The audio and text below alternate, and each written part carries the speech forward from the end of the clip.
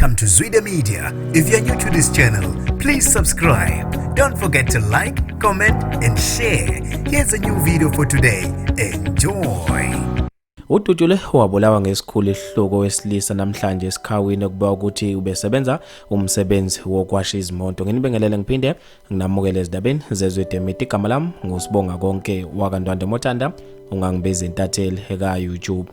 Ududule wabulawa ngesihloko wesilisa ongadalwanga igama nesibongo kuba ukuthi ubewasha izimoto esikhawini.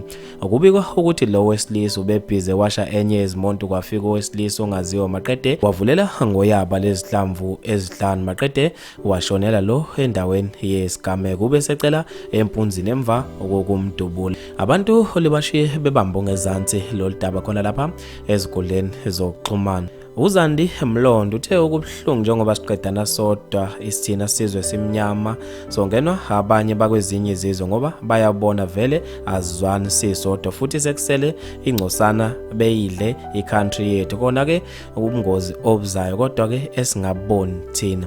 Unkosazana akamvende Venando uthe kunomhobholo khona nje la wabesefaka ama-emoji akhala. Usithembile Magatsheni uthe ngoba lesibhamu wabesefaka inhliziyo esiphukile. uGethi Shabana uthe isono simakade ekhaya nje sebothola lo mbiko obuhlungu kangaka wafaka ama-emoji akhalayo kanye nenhliziyo eziphukile. Ulongi Thwala uthe kazi kutheni ngalesibhamu uJesu unokuphiwa Mlondo uthe kodwa lesibhamu seyobabaza kube nini Nkosi kunzima abelunga babolalana bodwa kodwa thina sibhizi siqedana sodwa. Bafethu maningi kakhulu ama-comment ngizofisa ukuze ukuphawula kwakho khona lapha kwi-comment section ngalo lo daba. Mina njengentathela YouTube sengiphuma kanje ngithi awungibambe evidweni elandelayo.